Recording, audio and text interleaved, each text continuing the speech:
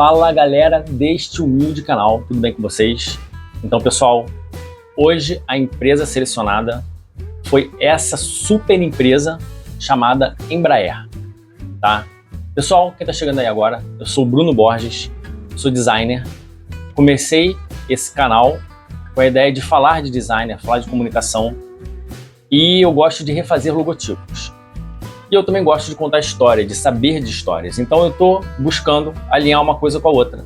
E eu escolhi uma empresa toda semana. Eu tento lançar um vídeo toda quarta-feira à noite, né? Onde eu refaço o logotipo dessa empresa e ao mesmo tempo eu conto um pouco a história dela, tá? Então a empresa escolhida hoje foi a Embraer. E olha, é uma história muito bacana. Eu achei que fosse uma história curta, mas tem coisa dessa para falar. Então, enquanto isso, vocês fiquem com o logotipo aí. No finalzinho eu dou uma palhinha do qual foi a minha ideia, tá? Então, galera, vamos começar. Tudo começou em 1940, quando o coronel aviador da Força Aérea Brasileira, o Casimiro Montenegro Filho, ele queria produzir aviões, né? Mas ele falou o seguinte: antes de produzirmos aviões, a gente precisa produzir engenheiros. Então, o primeiro passo Casimiro deu, que foi na fundação do Instituto Tecnológico da Aeronáutica, mais conhecido como ITA, lá em São José dos Campos, né, onde tem até hoje. Essa conceituadíssima escola de engenharia, né, que até hoje ensina e forma milhares de engenheiros talentosos. E na época não foi diferente, né? Na década de 60, um desses engenheiros que se destacou, né, pela sua visão, pela sua inteligência e a sua sagacidade, né, vamos dizer assim, foi o engenheiro Osiris Silva. Guarda esse nome aí. Então, Osiris Silva, logo ele foi convidado, né, a liderar o departamento de aeronaves do Centro Tecnológico Aeroespacial.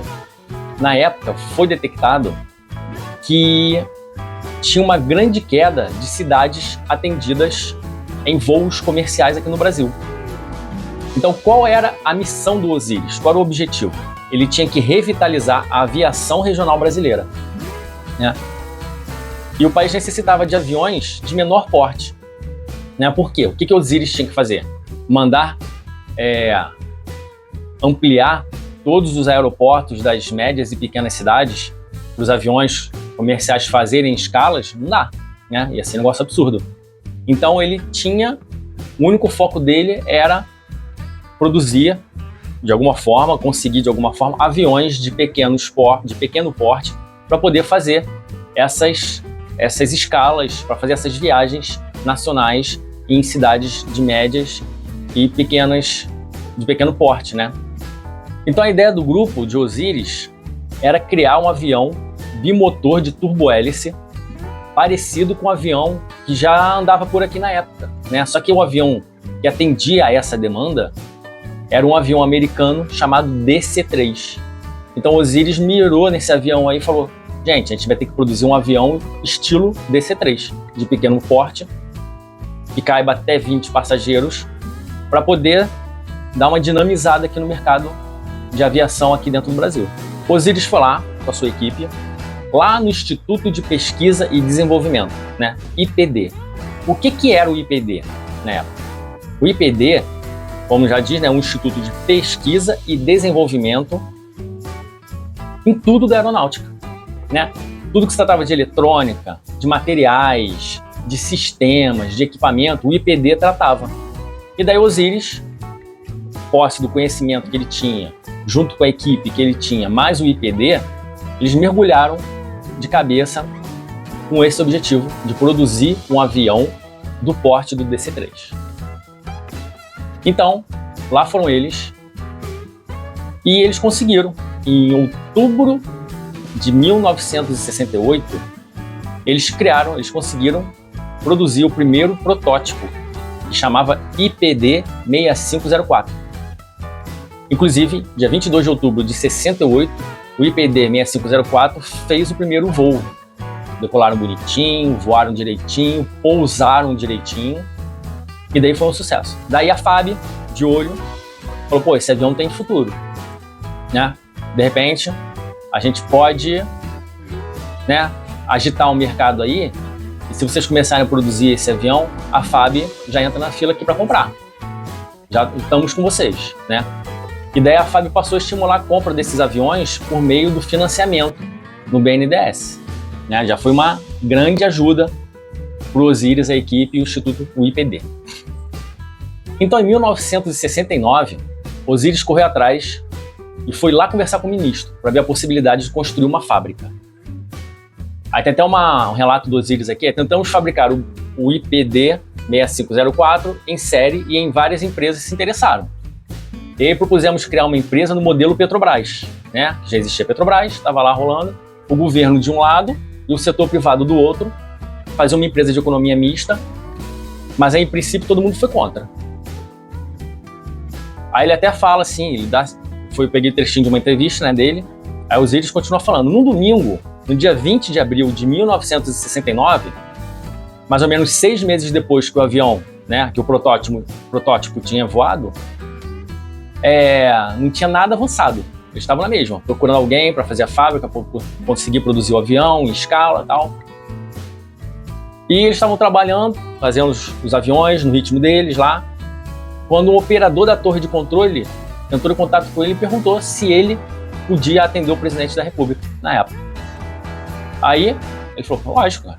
Aí o operador falou, não, porque o presidente ele estava indo para Guaratinguetá, só que o aeroporto lá está fechado.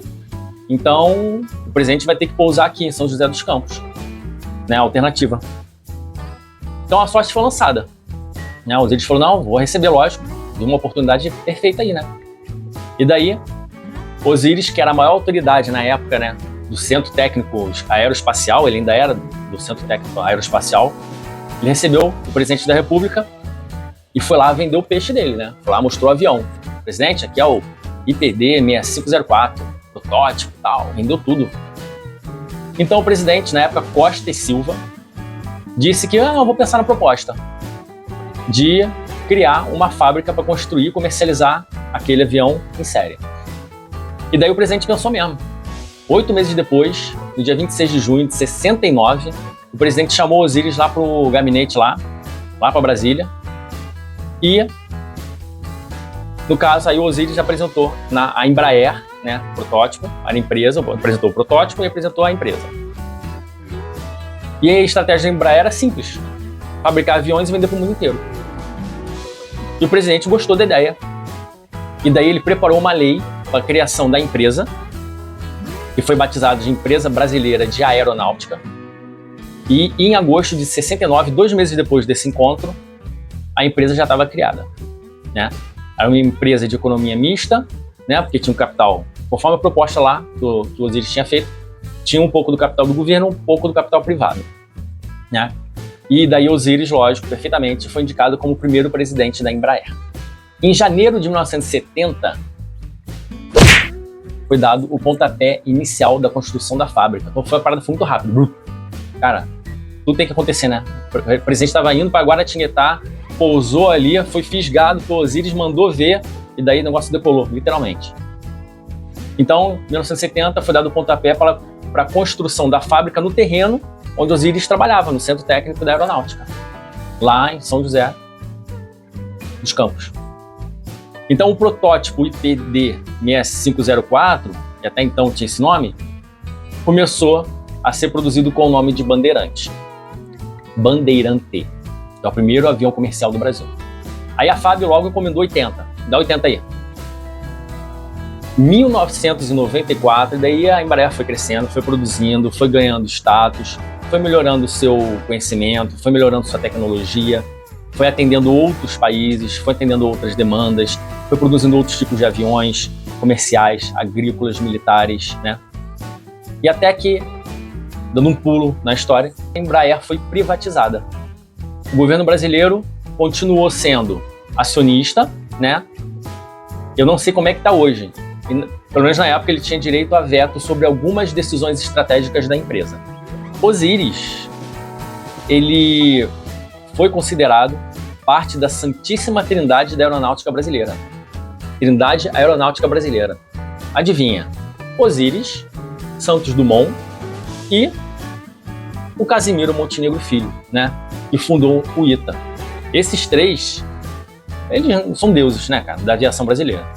A empresa brasileira de aeronáutica, hoje, ela é uma holding, né, que é um grupo que controla, né?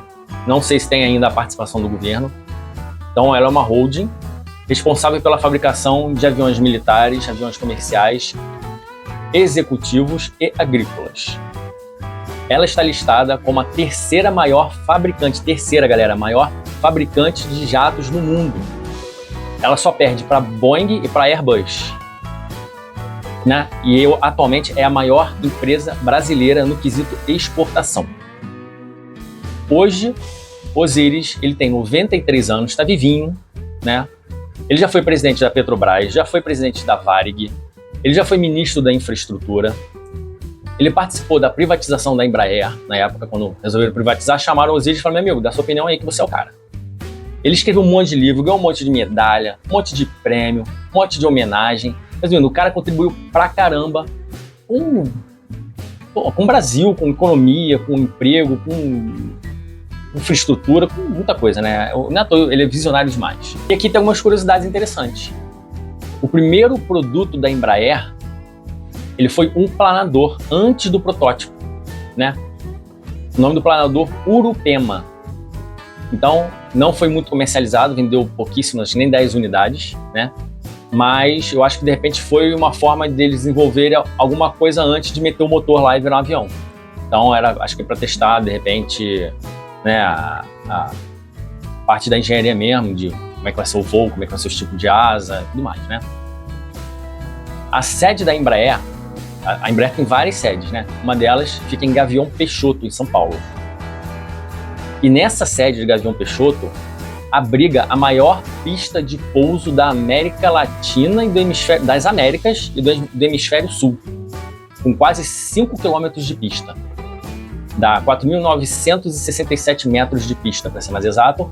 Só perde para uma pista na China e acho que 2 ou 3 na Rússia, né? E, inclusive, essa pista brasileira aqui de Gavião Peixoto, ela estava como um dos locais ao redor do mundo habilitados a receber pousos de emergência do ônibus espacial da NASA.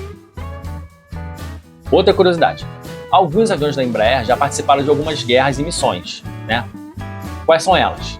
Na Guerra das Malvinas, da Argentina com a Inglaterra, a Argentina alugou alguns aviões para fazer reconhecimento do território, né?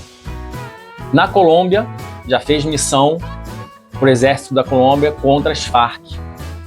No Afeganistão, contra o Talibã e Al-Qaeda. Muita coisa na Amazônia contra o narcotráfico. Também já fez missões. E teve até um caso que militares venezuelanos tomaram um Super Tucano, um avião de guerra. Então, a favor do Hugo Chávez, eles pegaram esse Super Tucano para atacar alguns prédios do governo da Venezuela. Eu não cheguei a pesquisar que treta deu isso aí não, tá? Mas eu confesso que eu fiquei curioso. Atualmente, o avião mais vendido da Embraer é o Phenom 300, que é um jato particular, comercial, e é um dos principais produtos da Embraer. Cara, se você for ver Phenom com PH, F-H-E-N-O-M, Phenom 300, é um jato, para quem gosta de avião, cara, um jato maneiríssimo, muito luxuoso, muito maneiro. Esse jato executivo apareceu pela 9ª vez consecutiva na primeira colocação do ranking dos jatos leves mais vendidos do mundo. Nona vez, ó. 9ª vez. Não é pouca coisa, não. Tem uma curiosidade no logotipo da Embraer que eu fui descobrir só depois que eu refiz esse logotipo aí, que é o seguinte. Logo no início do logotipo tem o íconezinho que parece um pequeno avião, mas na verdade ele tem um significado. Esse símbolo ele é inspirado na sombra que as caudas das aeronaves projetam no chão. E a logomarca da Embraer foi criada, na ocasião, em 1969 pelo pintor espanhol José Maria Ramírez Melquizo, né? Com o passar dos anos a marca foi reestruturada, mas não deixaram de lado a essência, né? Até eu refazer essa marca aí e dar uma Mas tudo bem, eu refiz dessa forma.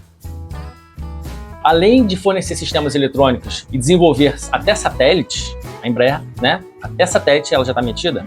Qual é a próxima missão da Embraer? A próxima missão da Embraer é criar carros voadores. É isso mesmo, galera. Veículos elétricos de pouso e decolagem vertical. A entrega dos primeiros veículos está programada para acontecer agora, em 2026, nos Estados Unidos, no Reino Unido e no Brasil. Tá? Galera, essa é a história da Embraer. Muito show de bola. Eu gostei muito de estudar essa história aí. E vamos um pouquinho aqui rapidinho pro nosso logotipo. Eu fiquei meio travado inicialmente em fazer esse logotipo, porque eu queria fazer um ícone diferente, porque eu vi que as empresas tinham uns ícones meio psicodélicos lá, umas cores mais asas, um negócio de meio, né? Aí eu queria, ao mesmo tempo que eu queria fazer um ícone, eu quis sair um pouco disso. Então eu refiz o logotipo, refiz, não gostei, até que saiu esse logotipo, que eu achei simples. Para quem está acompanhando o canal, para quem sabe, quem está chegando agora, eu gosto de logotipos simples, né? Eu acho que o simples, o bom é inimigo do ótimo, né? Então eu acho que logotipos simples resolvem. Então eu aproveitei aí a letra A para produzir o bico. Se você for ver o Phenom, que é esse avião mais vendido, né? Ele tem um bico bem arredondado, ele tem uma asa grande assim, reta, e eu tentei mais ou menos remeter alguma coisinha desse avião, fazer um link com o A, né? E deixar com mais cara ali, porque, tudo bem, tem a história da marca ali, tem um ícone que projeta a sombra no chão e tudo mais, mas a Embraer não é mais só avião, né? A Embraer hoje em dia ela é mais que isso. Então, assim, é o ar, né? É ar, é aviação. Então eu quis dar ênfase na letra A, e dela, a partir dessa letra, eu quis deixar bater o olho ali e viu que é aviação, né? Que é voo, no caso. Então, tá aí, pessoal, esse ícone, esse logotipo, tá aí a empresa. Olha, eu gostei bastante de estudar mesmo, foi uma empresa que me surpreendeu. Eu achei muito interessante essa história, espero que vocês tenham gostado. Se vocês puderem me ajudar, escreva nos comentários qual logotipo você gostaria que eu refizesse, ou qual logotipo você gostaria de escutar a história. Falou, galera, até quarta-feira. Até!